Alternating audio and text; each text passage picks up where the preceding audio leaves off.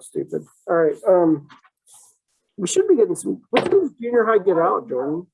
4:10. No, it's 4:15. They should be logging If they're out. on duty, they won't be available for another 5 minutes. Oh, okay. Then we'll get going since we have the high school people and we're presenting on a day. I think it's like October 13th or the 12th that we get. Let me look at them. Delio. Chrissy, did you end up going home?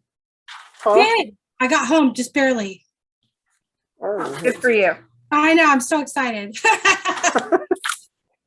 You're not going to read my test? I don't know. Some people. Oh, man. All right. So, yeah, let's see. All right. We will present, the high school team will present on the 12th, Tuesday, from October 12th. So we have plenty of time to still plan it. From 3:45 to 5:45. And it's going to be virtual now, I think. Was it always going to be virtual? I don't think so. I think we should be prepared for either because I think they're going to read, huh? Yeah, so it'll be virtual on that day. I think they'll reevaluate in late October because I've just made a decision today to shift all the big like district meetings to virtual and things like that. And it looks like our next cadre meeting that was going to be in person will be virtual as well. So that's just a heads up. So there we go. Okay. All right. So, all right. Neil is getting here. And we'll go ahead and get talking. And you guys, I see that some of you already opened the agenda document thing that I sent. So let's chat. I will drop the link in the chat too, in case you want to get into that. Provided I can figure out where chat works. Oh, it's over there. Speech bubble. There we go. So it's a Google Doc, and this is actually kind of the way I work with Jordan and Jennifer too. We just, when we have like a whole bunch of things coming up, we'll be like, all right, let's talk about it and take some notes and figure out who's doing what and sign jobs out of this thing. So the first thing we need to talk about is when you hear student choice, what do you think about? And anybody Well, can. I'll point it. ELA classroom, it would be differentiation automatically for me. So either it's student choice by process, content, or assessment. Okay, so process, content, assessment. Yeah, one of those three. Okay. Cool. Anybody else have anything else that they think of when they think of that? When I see those, I don't know if this falls under this particular bullet or not, but it's important to note that student choice isn't unlimited. Okay. So when I think of assessment, I think like, the opportunity to like present or to make a video or to do a podcast. And then I think content, I'm thinking like, they choose what they want to read, but process, I'm not sure. I can't think of anything for process.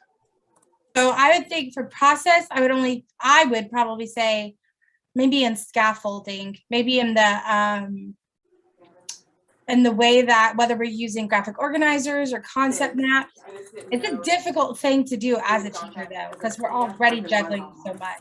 Uh-huh. Well, and also like today, we were working with a text and we read it through once together.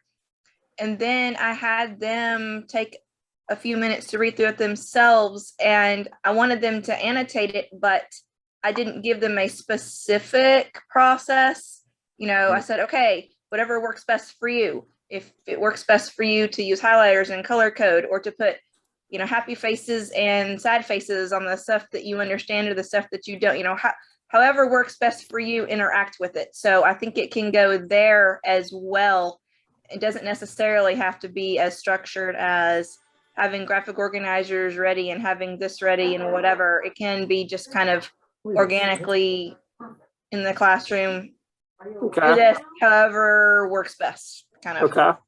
I agree with that, and I would also say them showing their thinking in some yeah. type of way. It doesn't have to be in a graphic organizer, but just so they can show their thinking. That's a great one.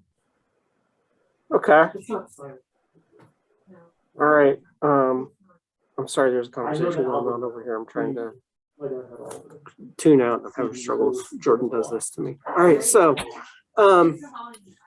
I like what we have so far. That's good. So student choice can be involved in the process, how they interact with the text or whatever they're doing or however they're analyzing it.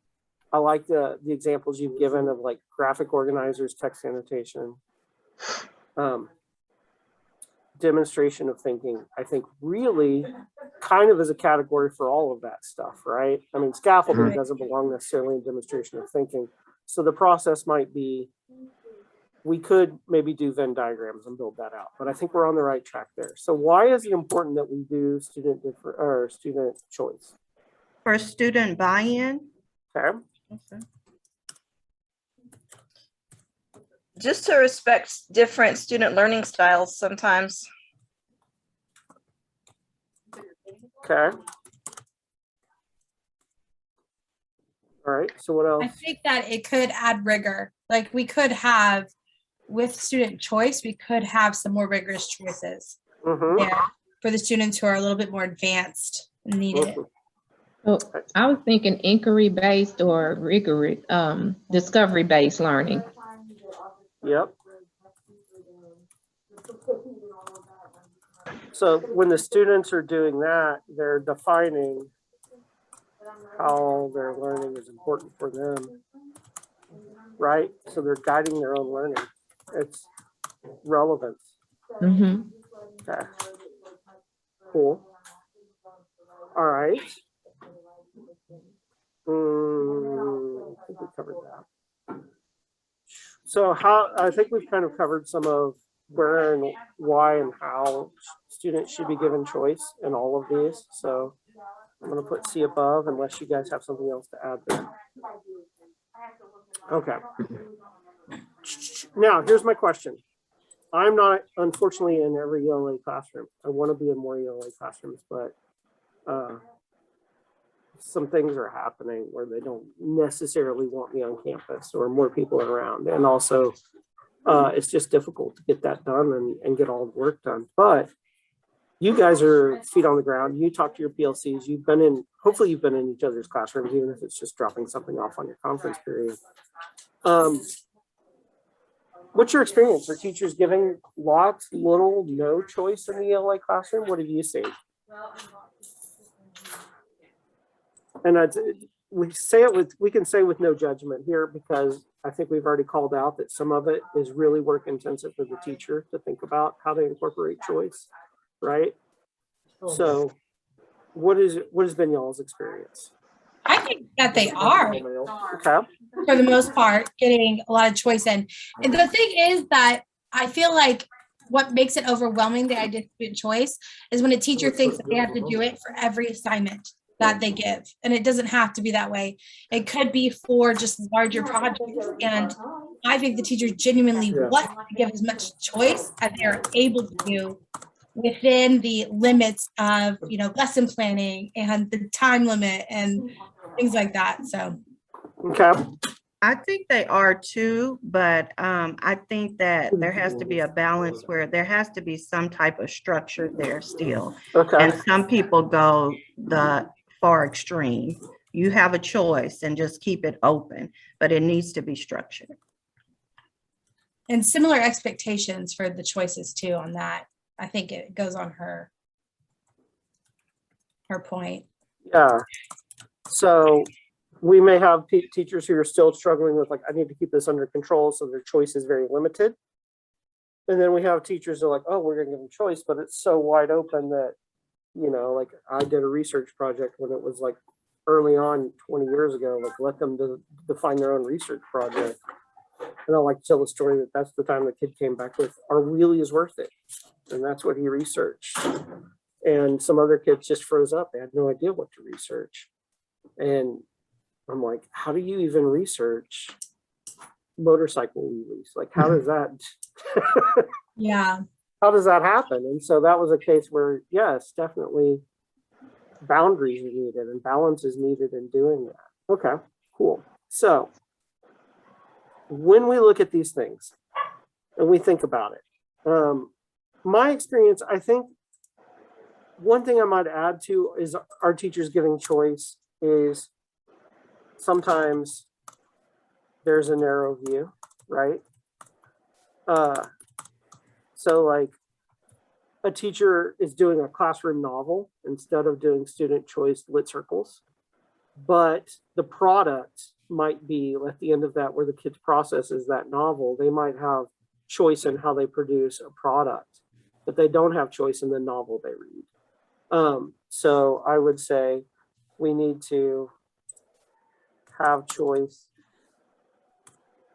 available in the, was it 3 categories we outlined above? Process, content, assessments. I'm gonna put that inside. All right. So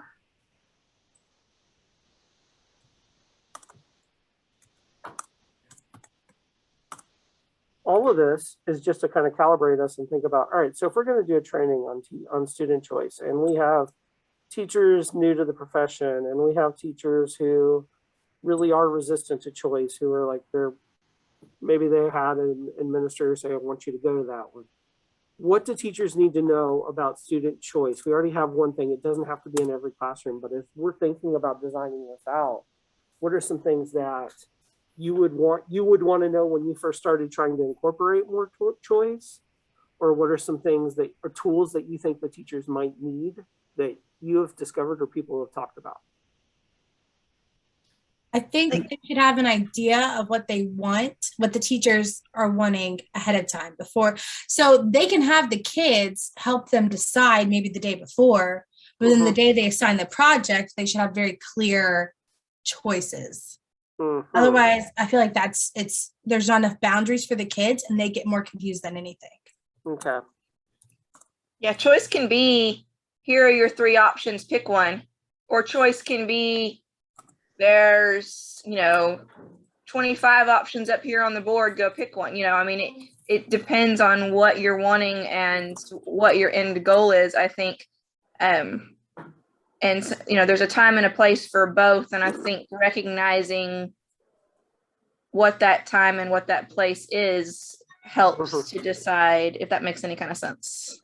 I think, yeah, I think I would really like to see an example of like a menu of student choice, and then not just the example menu of the options that the student had, but like specific examples of student work where they did that example, because if I'm giving it to my students and they see, oh, I can do one of these 3 things, but, seeing what an example of one of those 3 things is would help clarify that in their mind, absolutely. So I have some of those things and I can bring them, Chris, if you want, when we start discussing this, but from my independent reading book projects that I've done through the years, and I've kept some of the kids' work, I have some of those things that I could probably bring to share if that is something that we're interested in doing. Yeah, Trisha, I would like for you to send those to me. If you could. Awesome. We all need to see problem. that kind of thing. Yeah, I think that's probably, I think that's, Matt, you bring up a good point. Like, I think I've been in a million trainings where somebody shows me a menu board of choice for the students, right? But there's not always the student exemplars. There's been a lot where there's been student exemplars.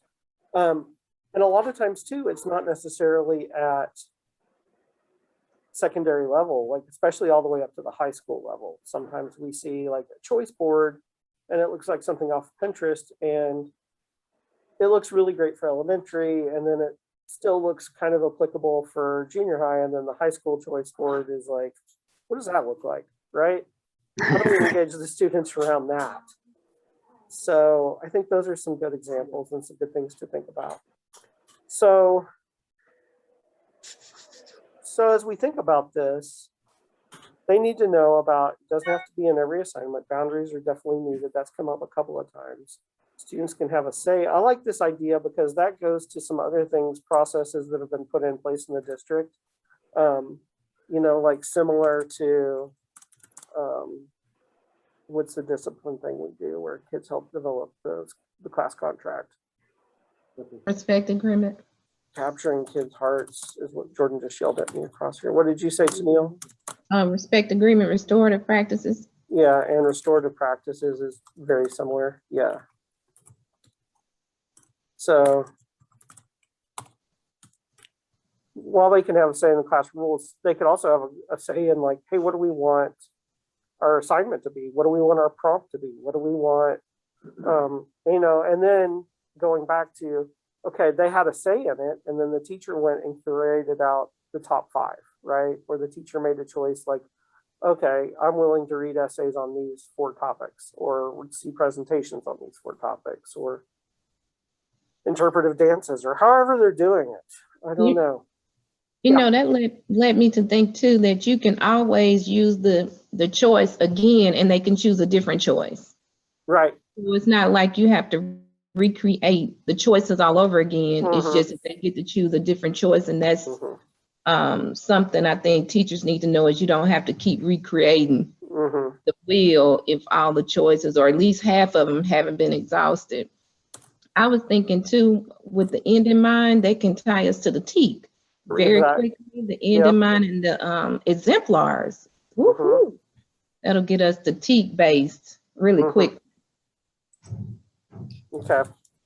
So Chris, I don't know if this is something we want to include in this particular training or not, but one thing that I have had some success with in the last couple of years is that I have given, and I don't know if it's choice or if it's just letting them have a say, but my vocabulary units are now student developed vocabulary units based on vocabulary in practice SATs that the students are actually looking through the test themselves and telling me the words that they don't know, and then developing my lists from there.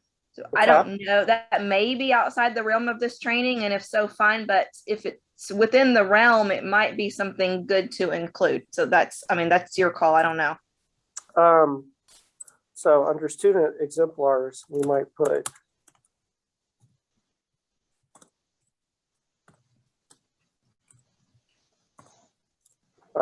very technical notes here.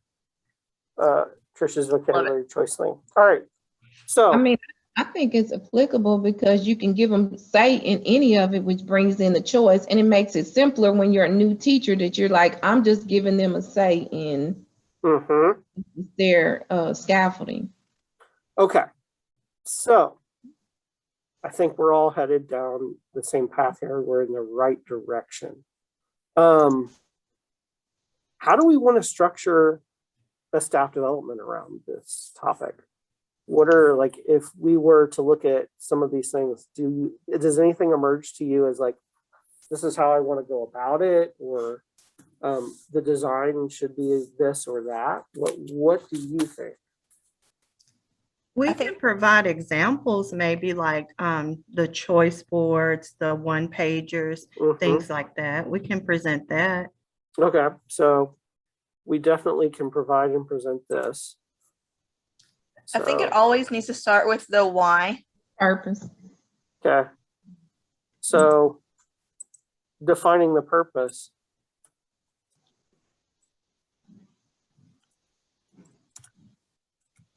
So what is our purpose? What is our goal for them coming out of this? What do we want them to walk away with? The students are inspired to learn and develop their own learning paths for rigor and relevance. Okay. To keep them engaged and with relatable activities. Is it supposed to be the purpose of what we want the students to walk away, or what we want the teachers to walk away from our training? Well, I think that's the beauty of when we're doing a training for teachers, right? We want our teachers ultimately to filter things down to their students. So we want the students to be inspired and empowered to develop their own learning paths, And Take ownership of their learning. yes, this is the biggest culture shift I feel like that's going on in our system right now is, so we need to think about this. So students are inspired and empowered to develop their own learning paths and take ownership of their learning. For our purposes, when we're together though, we want to enable the teachers to get to that purpose, right? So how would we word a teacher purpose around that? Like, where are teachers on this? The students are inspired and empowered to develop their own learning paths and take ownership of their learning. Is every So- teacher there, and what do we need them to be thinking about? Teachers are given tools to Yeah, kind of leading into the same verbiage for me. Okay. and To allow students, or okay, it's going to be see above okay. to ... see above. All right. So what tools do teachers need to inspire and empower students to develop their own learning paths? So what's the struggle for teachers? And like, what do we want them to walk away with? Do they need to understand? Do we need to give them examples of, like, we probably need to give them some kind of overarching knowledge of like, hey, student choice involves process, content, and assessment. And we need to have some examples of that, right? So we need a definition of student choice. Chris, I think it's really important for them to see that it doesn't necessarily involve a lot more work for them. Yes. Because, it's really easy to fall back on, I'm going to give a multiple choice test in Canvas because that's what's easy, especially given the last 18 months of our life. So just because your final product, they have 3 or 4 choices, if you're using the same rubric to grade all of the assignments, you're really not creating any more work for yourself. You're still going to have to grade them. You're still going to have to use the rubric. But I think sometimes developing a rubric that can be comprehensive enough to include all, 3, 4, or 5 of those choices can be hard sometimes. Yeah. Building a rubric that can assess multiple aspects for multiple products. Demonstrate mastery of the same two, right? So that's something we need them to be able to do, is maybe a little bit of talking about how do you build a rubric. Okay, so in our slideshow, we will need define student choice. So we'll need some slides that do that. And then we will need some work around a rubric, around building rubrics. So rubrics, when we think about it, which parts of our definition do rubrics really address? Would we use a rubric in the process if we're going to assess their process? If we're having graphic organizers, text annotation, demonstration of thinking, would we need rubrics for that to see that they're, whatever process they're using, it's getting to, like, yes, this is the goal I wanted you to get to? Not necessarily for that, for the process, because process could easily be also about like small grouping strategies. So we wouldn't necessarily need a rubric for that, as long as they decided to join one or more of the groups, or to workshop it, or to do tutoring. Okay, so it really is going to go towards just the assessment, because we're not going to need a rubric for what they're reading. Okay, so we're going to define student choice. We're going to have some kind of work around building rubrics or an assessment, building rubrics to help with assessing all the different products they choose. We're probably going to need some examples.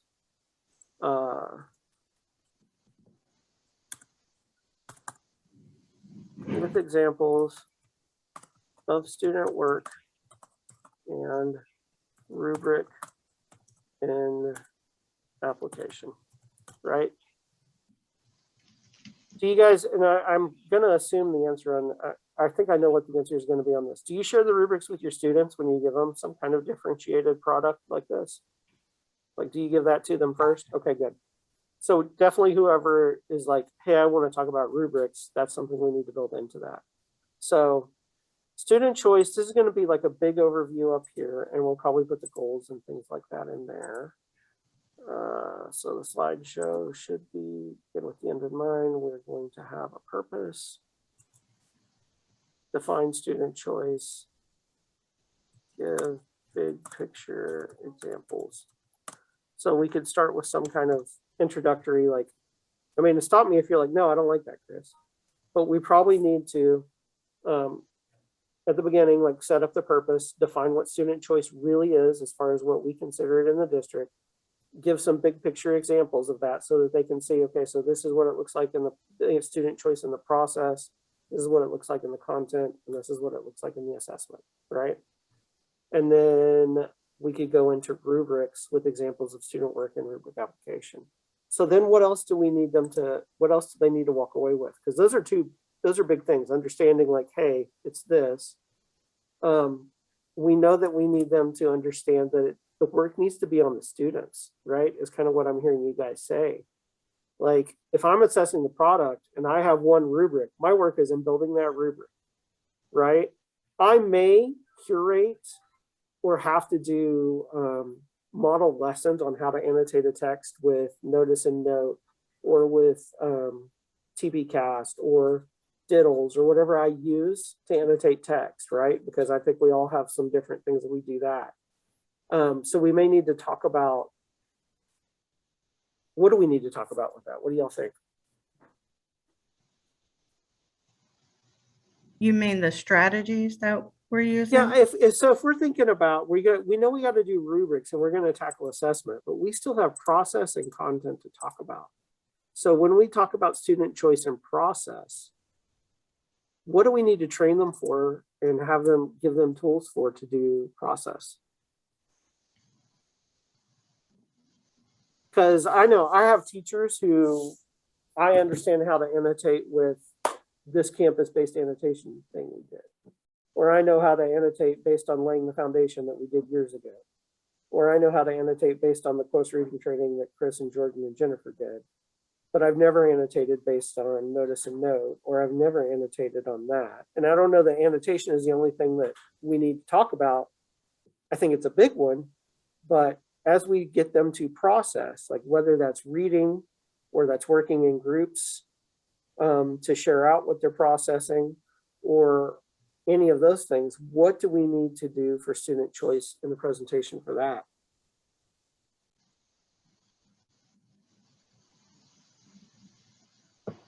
I think it's difficult because it just depends on the lesson that we're presenting them. Like, we have to have those real world examples. Like, if I was explaining my multi-genre research project and how the students have choice there, I would be able to show them the process and content differentiation and choice, you know? And that's why I think this is a hard one for us to present. It's just because we really have to have examples ready. And then as teachers say, hey, here's how the student choice, here's what I pulled. This is an example of student choice. This is a process. This is part of the content choice. And I don't know, that's why I think it's such a hard one to answer. It's like it would be individual. For me, processing is the thinking behind for the students, and a lot of times, depending on what you're teaching, you have to tell them how to think. So if I did that, I would think about, we talking about English and reading, I might say just graphic organizers, because they could have a multiplicity of graphic organizers to choose from. So that may be an option to go with. It's kind of general enough that most people could see, give them different graphic organizers, and depending on what you're asking them, they could choose from these three. You know, maybe we could give some questions and 3 graphic organizers per question, depending on what, you know, what we're asking them to think through.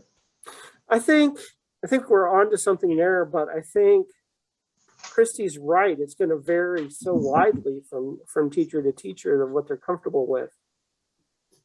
Do we want to give them some kind of like Google folder with examples from y'all's classrooms, like what you've done before? If it's, I mean, I'm not saying go out and create a whole bunch and do it, but like Trisha talked about having some stuff from her project. Like, do we want to have like a kind of show and tell portion in this section? And maybe if we're doing it online, we could do like a DIY workshop kind of thing, where here's some time you could go and look at this and think about it. And we could have breakout rooms or other, you know, the way we did it for our summer impact thing is we had 3 or 4 Zoom meetings going at once. And we had experienced that with professional learning when they were teaching us how to do professional learning. So we could do something like that, or we could try to work it through breakout rooms. So those are some things we could possibly do. But since process is such a huge one, do we just want to kind of curate some examples for teachers to think about and see and inspire them for like, okay, so what I'm already doing in my classroom and how can I open this up to choice? Like, yeah, I've done annotation, and I've done graphic organizers, but I've never given them the choice to pick which one works best for them, right? And so what does that look like? So what we'll do is we'll leave that for now, and we're going to I will put show and tell, breakout room. And Chris, sometimes I think part of what makes process difficult is sometimes it's not entirely structured. Right. Sometimes it's not you giving them, okay, you have these 2 choices of graphic organizers, but sometimes it's simply saying, however best works for you to process this, whether you want to draw your thinking or write it out in sentence format for me, I need you to explain, you know, your thinking. And so sometimes it's not entirely structured. Does that make sense? It makes perfect sense. So for when I think about it too, and the reason I would think we might want to have like a show and tell or a toolbox or just a plethora of examples is because at the high school level, like what I've seen in this job is like down, like, and I think my junior high teachers will agree with me on this. When you give them wide open process in junior high, they're still learning so much. Like you have to spend some time modeling with them. I mean, I know you still have to model how to annotate text at the high school level. That's definitely a thing you have to do. But at the junior high level, if you give them choice and say, hey, I need you to go and annotate this text and come back and be able to answer these 3 questions with your annotation, right? And maybe you give them some direction and you're doing the right thing. But the students just go and highlight the whole thing in yellow, right? And you come back and you're like, what? You didn't even process this, right? So showing them like, hey, here's the 3 questions, and here's, you know, I asked you to go find figurative language to show this one or whatever to show this one, so that we can kind of show them a show and tell so everybody has something in their toolbox. So whether we're working with students who are already working towards ownership or students who are like, man, I just got to get them to sit down in their chair some days, right? We have a wide variety to show teachers. And, you know, we do have a high school and a junior high presentation, so that it can look different between the 2. But I think we're going to, let's think about that. And then let's think about, so we've got assessment, we've got process. What does student choice look like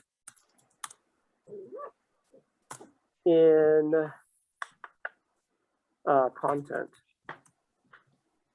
So is that always, hey, it's going to be just our choice novels? Is that, you know, if, like, so for instance, we look at TRS, and so those units, like the first unit really suggests a lot of student choice, but if you go and look at unit 2, 3, and 4, like unit 2 is really looking at literary text, and it says pick 3 literary texts. Like the teacher is going to choose a fiction and a poetry and a drama, and they're going to be thematically linked. Does that mean we could never give them student choice in that? You know, how do we design student choice? How do we balance modeling in student choice. So some things to think about with content as we look at that, like what does that look like and what do we want to do with that? So Well, there's also an option in the literature book online to where they can choose the text that they would like to read as well. I'm not sure if everybody is aware of that.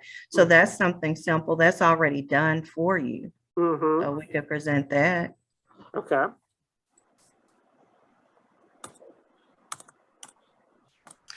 I think this also is where some of those like DIY things that you're talking about us formatting this PD into, that can also translate into classrooms with the DIY. You know, if you'd rather watch a video on the subject, then you do this. If you'd rather read an article on the subject, then you do this. If you'd rather come, you know, talk it out with me, then you do this, that kind of thing. Personally haven't done it yet, but I like the idea. Right. And so that might be another option to explore as far as the content part of it.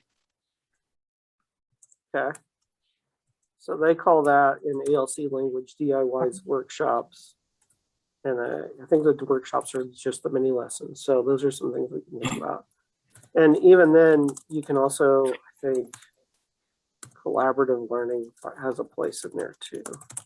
Because those workshops can be independent work or they can be collaborative work, and the DIYs are small group, but the teachers usually, or the DIYs can be collaborative or independent, and the workshops are usually teacher-led. That's what, if I'm remembering correctly. So, all right, so as we think about this and we start to think about, okay, so what do I want to work on? Because this is really huge for one person to design. But as we think about it, we have 3 high school people who can kind of divvy up and think about how do we want to present it on that high school day. And then we have 3 junior high people, one of whom couldn't be here tonight. But like thinking about it, as we think about designing it, how do y'all think you would want to present this? Like as you're thinking about it, having been in presentations, what worked really well for you as a teacher? What would you like? We have 2 hours. How would you think this time could be best spent?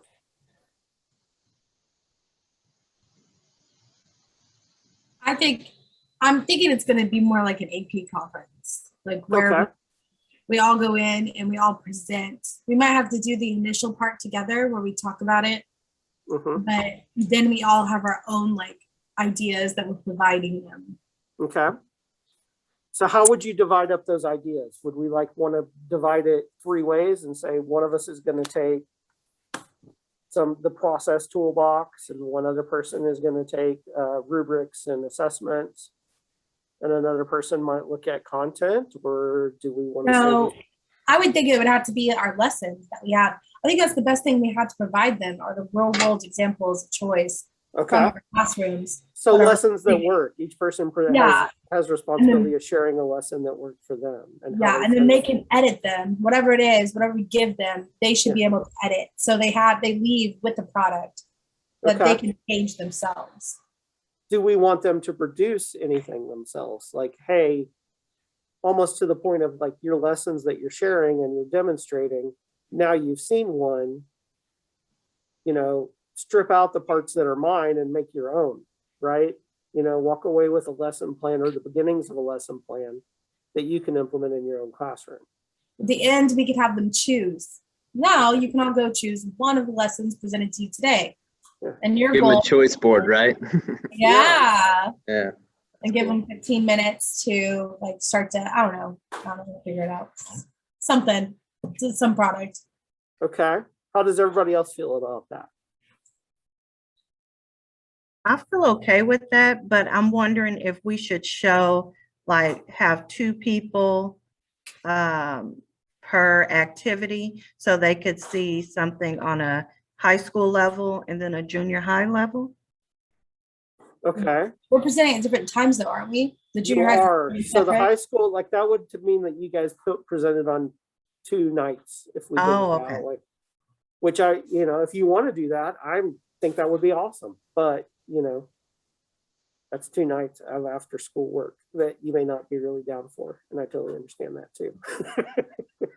Okay, I'm we'll scratch thinking- that. I'm thinking that's a great idea. On my advantage, I would have to use the teacher's work. Okay. at this point. So that's something that would present maybe a challenge, maybe not. But Okay. And I definitely- mean, I think too, if you just do the work, like if you have an exemplar lesson plan, like I've written lesson plans that I've never taught this job. Like that's a possibility too. Like write it up, like what it would look like. I've dummied up notes before. I've put together what Okay. student work might look like and things like but that. that sounds good. That's a possibility too. And then, you know, you're always welcome to talk to the teachers on your campus and say, hey, I'm doing something like this. Do you have anything like that where I have student exemplars, or could we test market in your classroom and see how it goes? You know, it might be a chance for you to get to do some model teaching with your teachers or to spend Well, some time in the it's been a classroom. while. I've done definitely student choice, but just, you know, the last Mhm. 3-4 years, that would be Yeah, the best. Mm-hmm. okay. Okay. So going away from tonight, because we're already a little over time, but I mean, I kind of thought we would be. I just put a time on there to get us thinking about it. Going away from tonight, it sounds like is everybody cool with, I think I can come up with an exemplar lesson, you know, some kind of rubric so that they can see how I'm assessing things, some kind of either hypothetical student examples or actual student examples of what that might look like. And then maybe we come together. We have some time either on the 7th, or we may have to have another meeting like this where we come together and do kind of a show and tell with each other towards, let's see, we're going to do the 7th of September. We might even say, okay, we're going to meet in September on the 7th and talk about it. And then like 2 weeks later, the 21st, we're going to break out again and see where we are and kind of make sure like we have a slideshow and we know who's talking when we're together. And then, all right, we're going to go into breakout rooms this kind of way and have some time working with this. But everybody, you know, I think in that situation, we would love to have the teachers round into everybody's breakout room, right? So that they see 3 different lessons, which I think is what we were saying. I just want to make sure that that's where we're headed with that. So does that sound like work? Like you could go to get, like we could leave here tonight and you could be working on gathering up the materials you need to present your lesson and show your Yeah. exemplars. Have we defined enough of what we're looking for that you're like, yes, I can definitely get the process and the content and the assessment all together and really kind of pull that together and what it might look like in a lesson plan? Mhm. Okay. All right, then. I'm going to stop sharing so I can see all your faces at once. And I really appreciate your time. And it sounds like I like where we're headed with it. And I think too, like I said, I've had to dummy up things before. And sometimes I've presented stuff that I don't always have the luxury of having taught, or it's been a minute since I taught that. So I think teachers will really value having you guys that are out there in the trenches and what it looks like from your perspective, and for you to give some feedback around how it went, what I refined as I did it, like this first iteration. And I think it would be useful too, if you have like that kind of thing to offer up, like, hey, so when I first did the lesson plan, it looked like this, and this didn't go well, so this is how I fixed it. Or it went really well, and what I added the next time, because the first time I offered choice in process and product, but I didn't really offer choice in the text that they did. And so the next time I did it this way, and so this is, you could show like the various layers you added or whatever, because I think that would be useful for, I have people out of the room, so I'm gonna take my mask off. But I think that would be useful for teachers too, to see like, this is how it progressed. Because I think just like our students with writing, our students see like, hey, you brought in this essay in class and it's awesome, and I'm never going to write anything that good. They don't see the process of you scratching out and messing up. I think our teachers need to see the process too of like, hey, I tried this and it didn't work, but I didn't give up. I went back to the drawing board and I added this in, or I refined it, or in between classes, I added this. So even though it looked like this when I went into lesson plans first period, by the time we got out 8th period, it looked like this and it was ready for the next year. And when I did the next unit with my students that same year, I started where we ended up so that we kept progressing with choice. All right. Okay. Cool.